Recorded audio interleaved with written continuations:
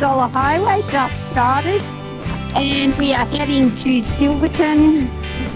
Will be our first stop, and then we will go on to Durango for the night. But look at the colours down there, absolutely stunning. Had a great stay at Ouray.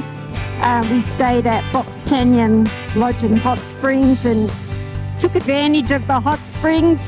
Even Stu started to really appreciate them.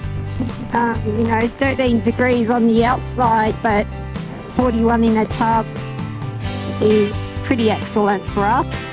So, I think today will be an excellent riding day, and we've looked forward to riding this for some time. We'll just be cruising along. There'll be no racing.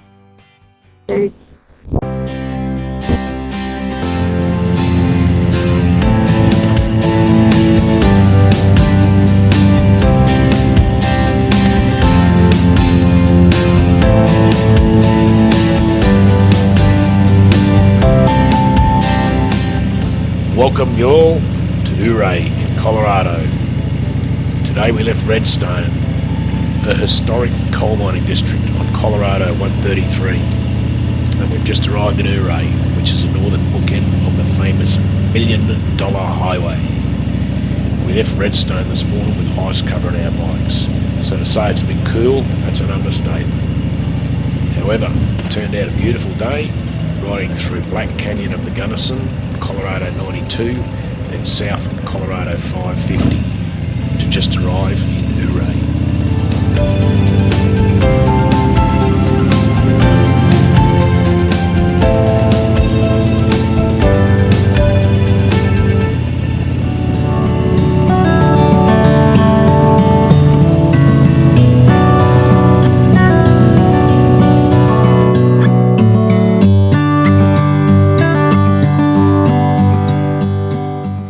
We're staying at Box Canyon Lodge for a few days. We're going to explore this historic gold mining township. It's got a famous ice park. It's got many, many other well-known attractions. It's a beautiful little town. Most of all, we're looking forward to relaxing in some hot springs.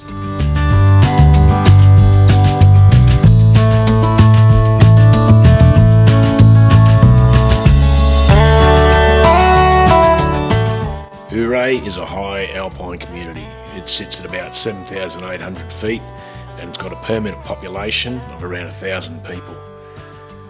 It's set in a geographic bowl formed by rugged and steep mountainsides that lead up to jagged 13,000 foot high peaks with several creeks cascading down through valleys and canyons into the city.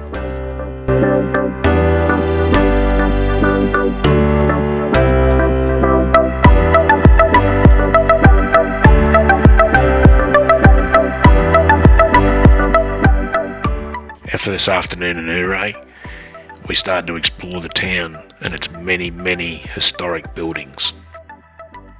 As evening fell, we settled in for the night at the Ouray Brewery. The brewery offers around 7 different types of beer, but I settled on the lager, one of my favourites. Gotta say, I had several of them. The top floor of the brewery, where we had dinner, offers excellent views of the town, mainly the main street and the surrounding mountains. The brewery is literally fewer than 5 minutes away from many of the attractions that draw people to the town. Box Canyon Falls, the Uray Perimeter Trail and the Hot Springs Pool. They're just a few of the must-dos nearby, and we did them all. The next day we hiked the Box Canyon Perimeter Trail. That's Canyon spelt C-A-N-O-N. There was a huge neon sign on top of the cliff above the town. The hike up the mountain was pretty intense, but once we reached the top and crossed onto the gorge bridge, the views of the gorge and Uray were worth it. The bridge itself is well built and a fun challenge for anyone who's scared of both heights and closed spaces. You see, after the bridge you go directly into a tunnel. The tunnel runs about 30 yards through the rock, and if the bridge over the canyon doesn't wreck your nerves and you made it through the tunnel without freaking out, then your reward is this intense staircase down the side of the cliff. The stairs only have a single wire cable to stop you plunging to your death, but we were glad we were going down rather than up. That's heart attack material right there. The views descending the cliff of the town and mountains were astonishing.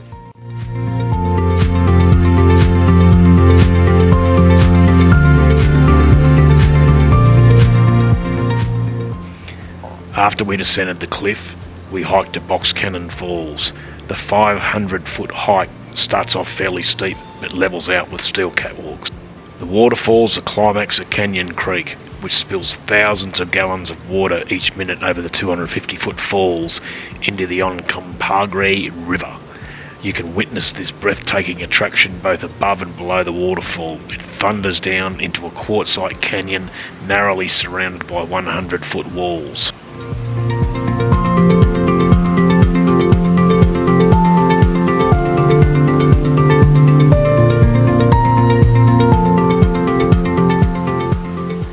We ventured down the stairs at the end of the viewing platform to the base of the falls.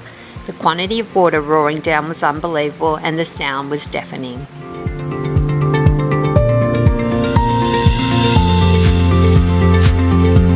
A bonus for us was that this hike was only a 10-minute walk to our hotel, Box Canyon Lodge, where we ended the day in a relaxing hot spring tub. Tonight we would dine at the Outlaw Saloon on juicy steaks. This was to be our last night in Ouray, with tomorrow seeing us riding to Silverton and then Durango via the infamous $1 Million Highway.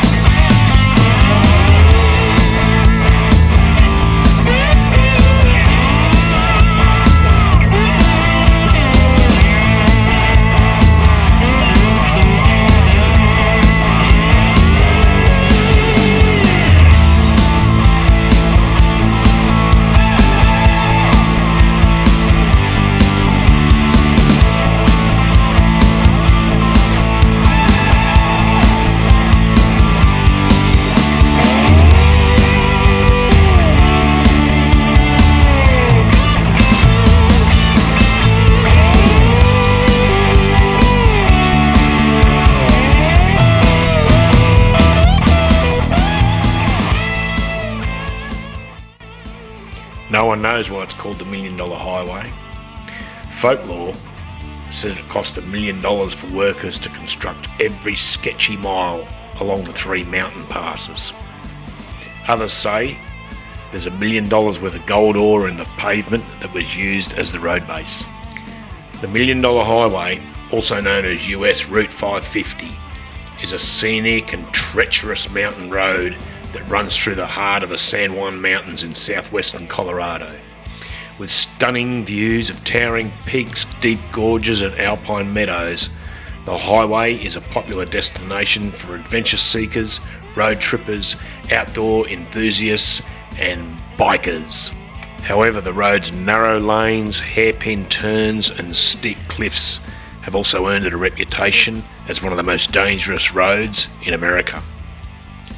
The most stunning section is Red Mountain, which we will ride today, which comprises 3 separate jagged edge passes, one of which has more than 100 metres of sheer vertical drop just at the roadside edge.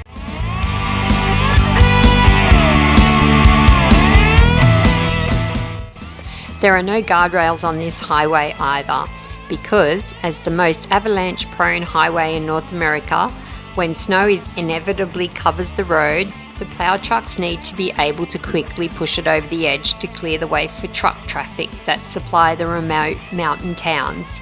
There are 70 named avalanche paths that intersect Highway 550 in the 23 miles between Ouray and Silverton, Colorado. Although the entire stretch of Colorado 550 has been called the $1 Million Highway, it is actually just the 12 miles south of Ouray through the Oncompagre Gorge to the summit of Red Mountain Pass, which gives the highway its name. This stretch through the gorge is renowned to be challenging and potentially hazardous to drive and ride. It is characterised by steep cliffs, narrow lanes, and a lack of guardrails. The ascent of Red Mountain Pass is marked with a number of hairpin curves used to gain elevation, narrow lanes for traffic, and many cut directly into the sides of mountains. During this ascent, the remains of the Ouray mine are visible. Travel north from Silverton to Uray allows drivers to hug the inside of curves, but travelling south from Uray to Silverton, as we are, puts drivers on the steep outside edge of the highway.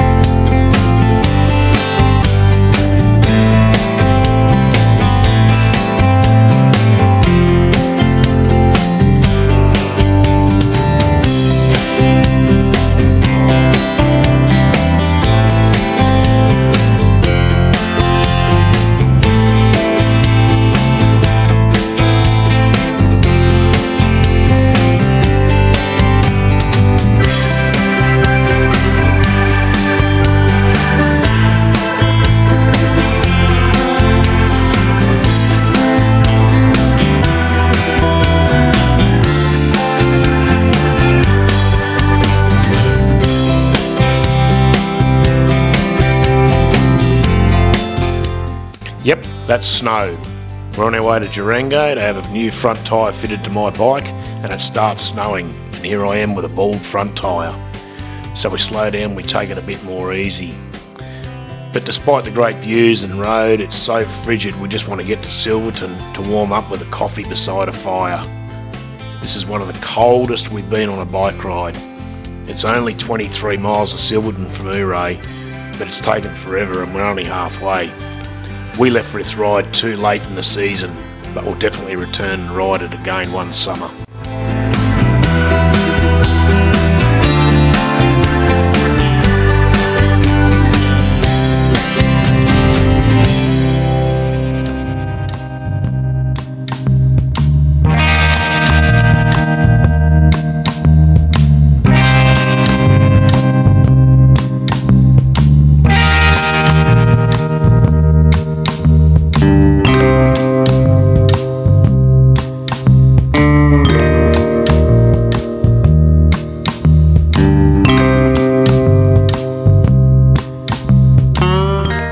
The highest point of the spectacular section of US 550 through the San Juan Mountains is 11,000 feet high Red Mountain Pass, named after the colourful mineralised peaks that rise above the east side of the highway. The red colour is due to oxidised iron ore, though it was the associated silver found in lengthy veins that was the target of mining activities here, mostly between 1882 and 1893. followed by sporadic excavations until the 1970s. Smaller amounts of copper, gold, lead and zinc were also obtained.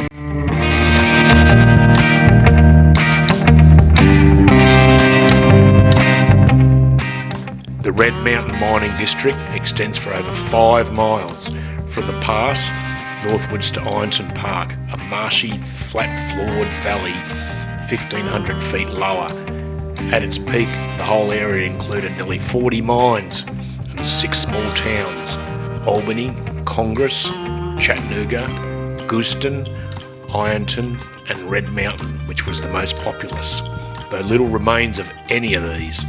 Some of the district is privately owned and not open to the public, in part due to dangerous structures and open shafts, and partly due to ongoing cleanup operations, including tailings ponds and streams, whilst other areas need a four-wheel drive.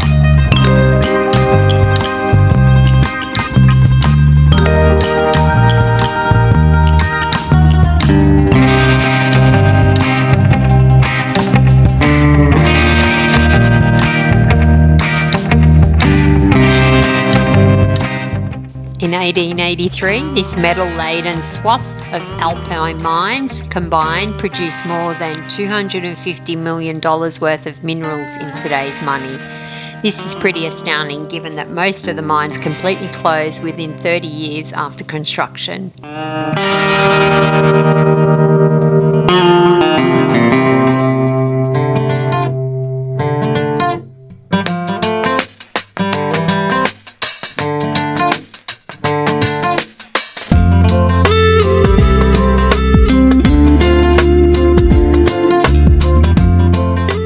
The Yankee Girl Mine is an especially interesting and popular site to visit, as it was one of the most profitable mines in southwest Colorado in its heyday. Plus, it's endured the impeccable elements of Red Mountain Pass splendidly. The headframe sits right over its vertical mine shaft, and it's connected to the Robinson and Orphan Boy mines through an extensive tunnel system.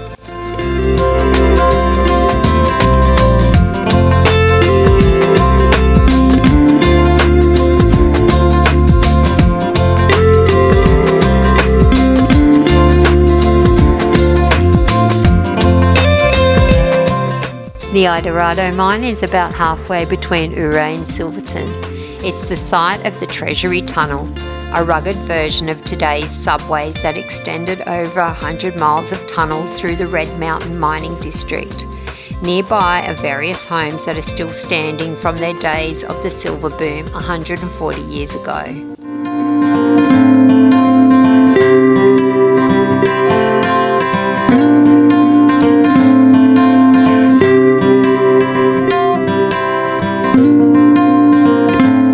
The remains of the once bustling mining town of Ironton is only 7 miles south of Uray. It's a short detour off US 550 where multiple homes from the late 19th century are still standing today. Ironton was a part of the Red Mountain Mining District and its prime had over 300 residents.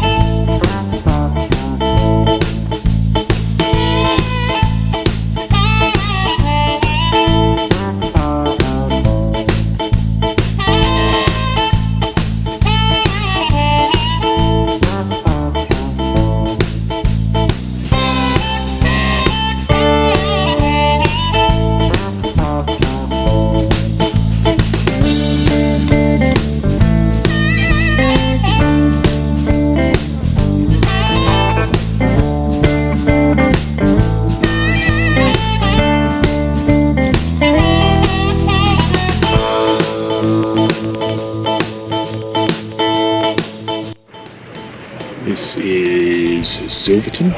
We're just at the top floor of a coffee shop at the moment. Beautiful town. We've just had to ride through snowfall. Pretty hairy. She actually said he would. Yeah, he said yeah, he would.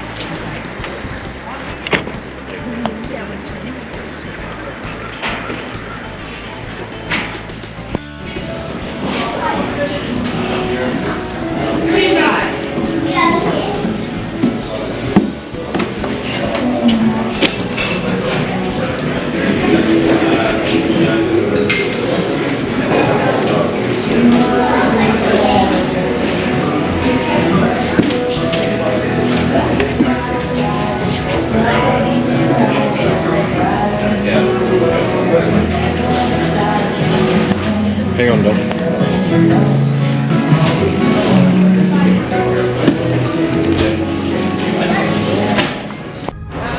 So this is Silverton. Between Ouray and Durango. Absolutely beautiful.